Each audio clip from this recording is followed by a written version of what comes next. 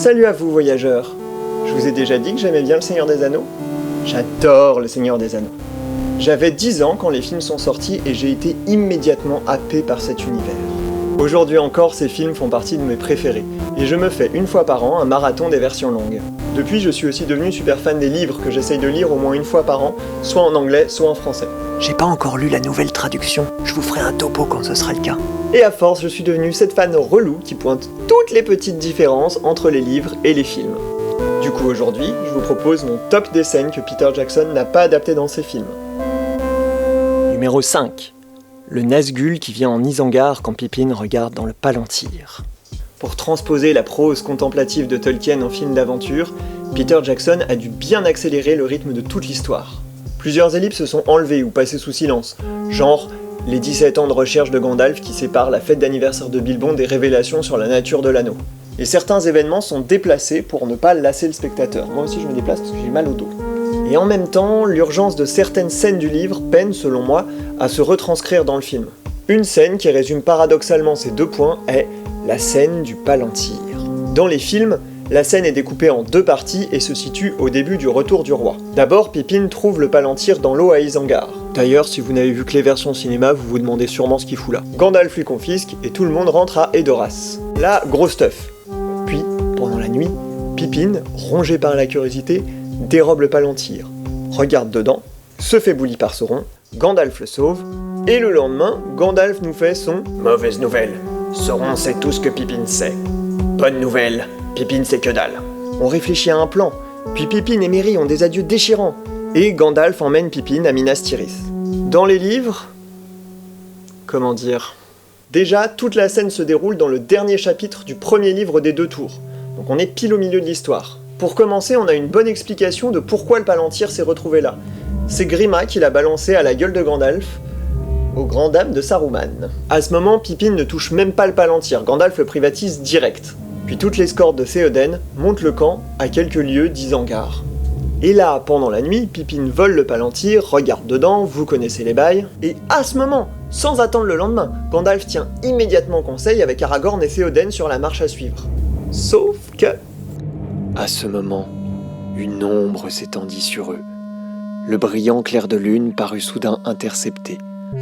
Plusieurs des cavaliers poussèrent des cris et se tassèrent, les bras sur la tête, comme pour parer un coup venant d'en dessus.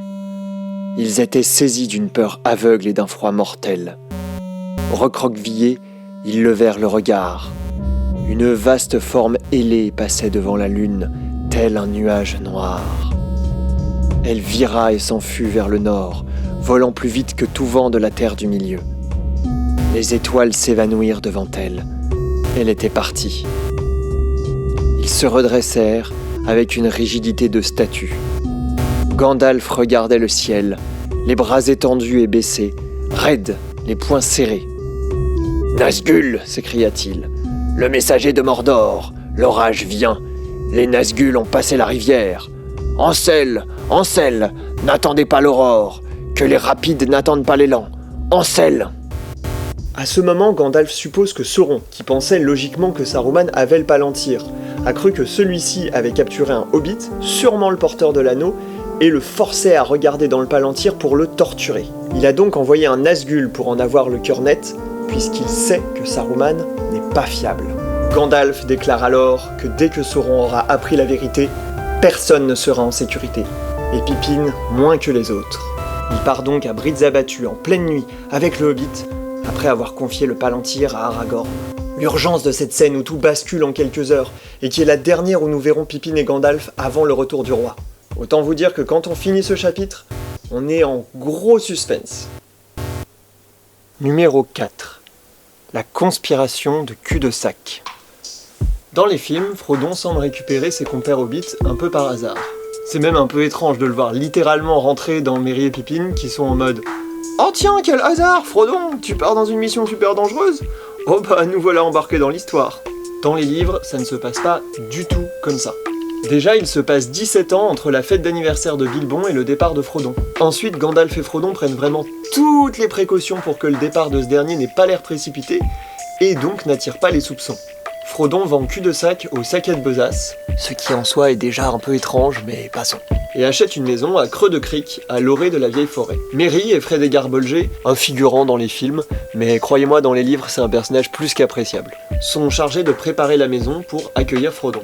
Celui-ci se met en route le 22 septembre, jour de son anniversaire, avec Sam et Pippin. Vous connaissez à peu près la suite. Ils vont croiser les Cavaliers Noirs, ce qui fait planer une ombre sur le début de leur quête. Même au cœur de la comté, ils ne sont pas en sécurité. Arrivé à Creux de Crique, Frodon annonce à ses compagnons qu'il doit partir immédiatement dans une quête bien plus dangereuse que les jeunes hobbits ne l'imaginent. Quelle n'est alors pas sa surprise quand Pippin lui dit « Cher vieux Frodon, croyais-tu vraiment nous avoir jeté de la poudre aux yeux à tous ? Tu n'as vraiment pas pris assez de soin ou montré assez d'habileté pour cela. Tu as manifestement eu pour dessein de partir et de dire adieu à tous tes lieux préférés toute cette année depuis avril. On t'a constamment entendu murmurer « Contemplerai-je jamais de nouveau cette vallée, je me le demande ?» et autre chose de ce genre. Et prétendre être arrivé au bout de ton argent, aller vendre positivement ton cul-de-sac bien-aimé à ces saquets de besace, et tous ces conciliabules avec Gandalf. Frodon tente alors de refuser leur aide, arguant qu'ils ne saisissent pas la dangerosité de la quête. « Bien sûr que nous comprenons, » dit Merry avec fermeté. « C'est pourquoi nous avons choisi de venir. Nous savons que l'anneau ne prête pas à la plaisanterie, mais nous allons faire de notre mieux pour t'aider contre l'ennemi. » On apprend alors que c'est Sam qui espionnait Frodon pour le compte de Merry, Pippin et Frédégard Bolger. J'aime beaucoup comme tout cet arc donne beaucoup plus de profondeur, d'agentivité et de détermination à Sam, Merry et Pippin. Après, je comprends aussi pourquoi les films ont privilégié un rythme plus rapide pour le début de l'aventure. Numéro 3. Sam met l'anneau et se rêve en conquérant du Mordor. Cette scène est complètement absente des films, et pour cause. Dans le film du Retour du Roi, après la capture de Frodon par les orques de Cirith Ungol, on apprend en même temps que lui que Sam, qui croyait son maître mort, a récupéré l'anneau. Ça marche bien, un petit tour de passe-passe cinématographique, c'est cool. Mais dans le livre, toutes ces scènes sont racontées du point de vue de Sam. Du coup, on le voit récupérer l'anneau, puis hésiter longtemps entre se laisser mourir auprès de son camarade ou continuer la mission. Puis on entend les orques approcher, et là, pour se cacher, Sam passe l'anneau à son doigt. Ça lui permet d'apprendre que Frodon est bien vivant, et d'entendre une conversation entre deux orques qui se demandent ce qu'ils feront après la guerre. Humaniser les guerriers du mal ? Toujours une idée intéressante. Un peu plus tard, quand Sam arrive en Mordor, il découvre face à lui la plaine de Gorgoroth. Submergé par le désir de pouvoir de l'anneau, il a alors une vision. Déjà l'anneau le tentait, corrodant sa volonté et sa raison. De folles fantaisies s'élevèrent dans son esprit. Il voyait Sam Sagas le Fort, héros de l'époque, franchissant avec une épée flamboyante le pays sombre, et des armées s'assemblant à son appel, tandis qu'il marchait pour aller renverser Barad-dûr. Et puis, tous les nuages s'éloignaient, le soleil blanc brillait, et à son commandement, la vallée de Gorgoroth devenait un jardin de fleurs et d'arbres portant fruit. Il n'avait qu'à enfiler l'anneau, le revendiquer pour sien, et tout cela pouvait se réaliser. J'aime tellement de choses dans ce passage. Déjà, ça met bien en évidence le pouvoir corrupteur de l'anneau, qui est capable de tenter même l'être le plus pur. Mais ça met aussi bien en valeur la noblesse d'âme de Sam, dont l'ambition la plus haute est de transformer l'enfer en un jardin paradisiaque. Je trouve ça tellement poétique, ça me tire une petite larme à chaque fois. Numéro 2. Le spectre des Galgal. Vous savez sûrement que les films ont supprimé un épisode conséquent du début de l'histoire.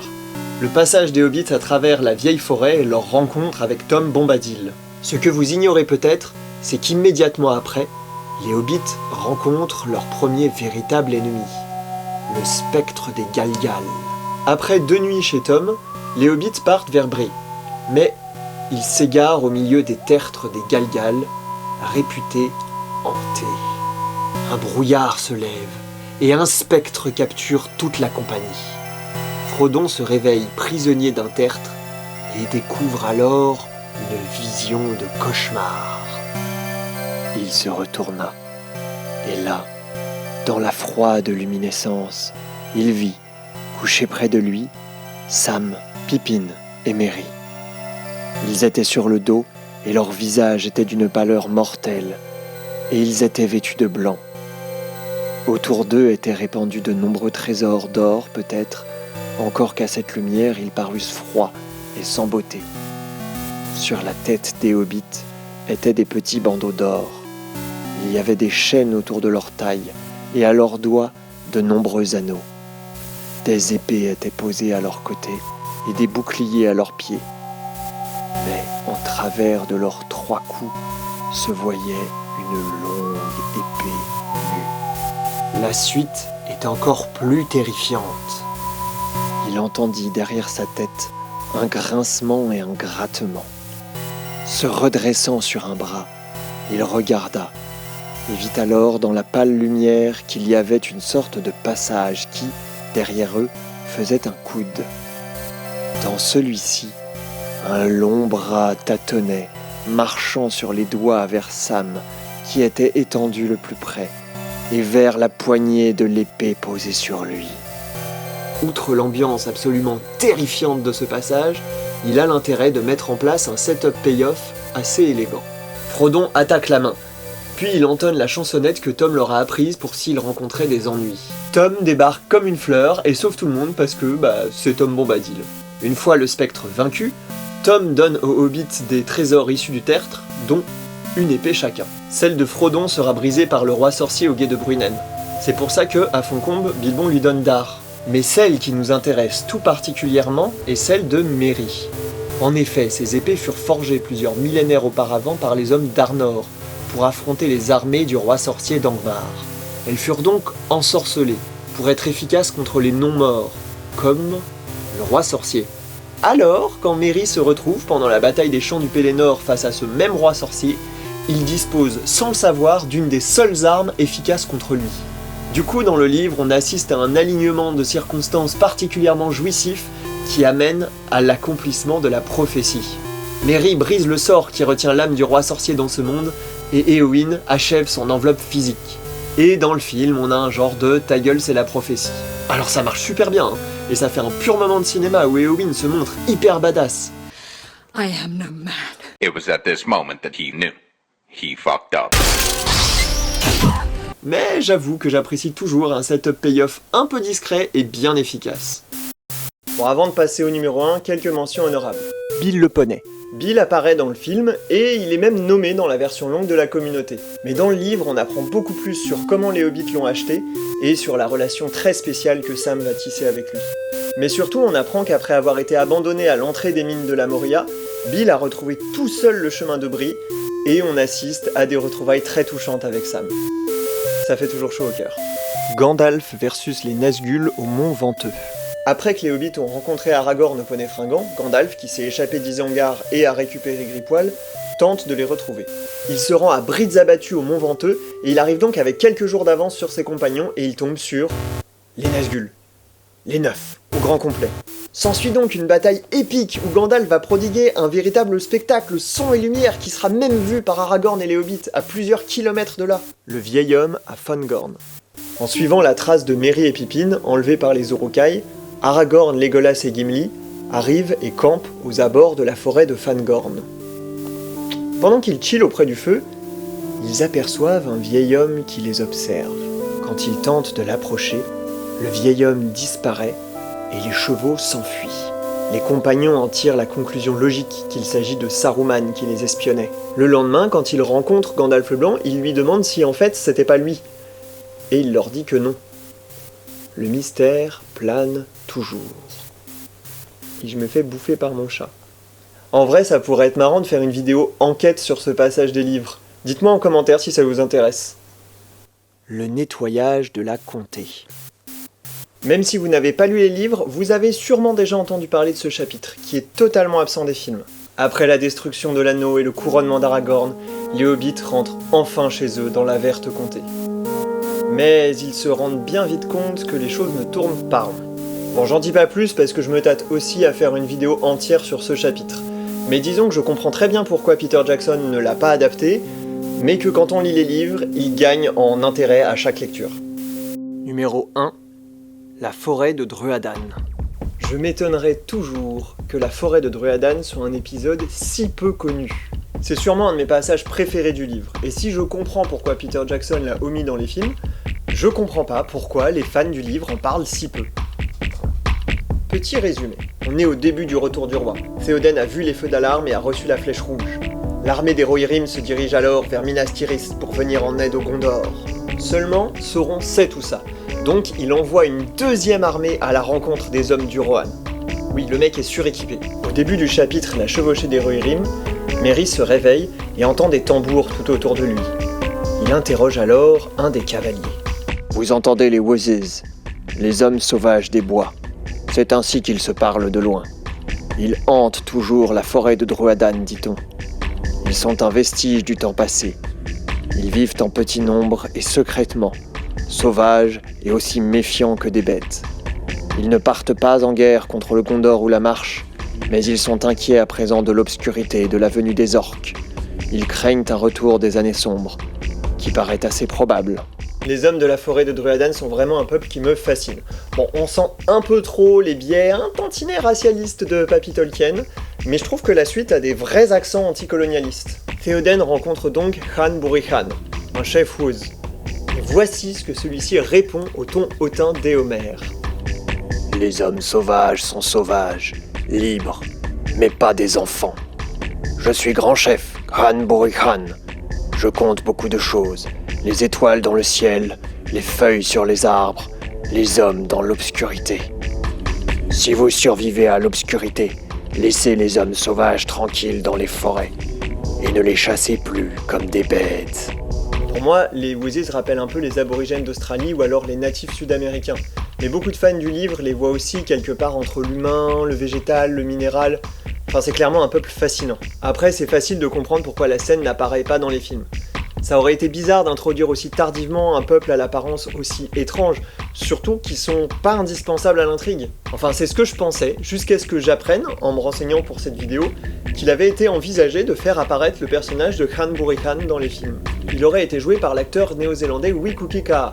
Et du coup, ça aurait été cool d'avoir un acteur racisé qui joue pas un méchant figurant sans nom ou qui n'est pas grimé au point d'être méconnaissable. Mais je pense qu'il était malheureusement logique que cette scène, comme toutes celles dont j'ai parlé, n'apparaisse pas dans le film. Les films ont privilégié l'efficacité narrative, et c'est pas un tort. Mais une des raisons pour lesquelles les livres sont si appréciés ou détestés, c'est parce que Tolkien n'arrête pas de faire des digressions pour explorer le lore de la Terre du Milieu. Après, la production design impeccable transmet bien cette idée que c'est un monde très ancien avec une histoire très riche. Peter Jackson a même dit qu'il voulait donner l'impression que les films avaient été tournés sur les lieux mêmes où l'histoire s'était déroulée. Voilà, j'espère que ça vous a plu, n'hésitez pas à vous abonner, à partager, à mettre un pouce, à me dire en commentaire quelles sont vos scènes non adaptées préférées et si vous voulez que je continue les vidéos sur le Seigneur des Anneaux. Bah oui. Ça t'intéresse, hein, le Seigneur des Anneaux, toi, hein? Bon, oui.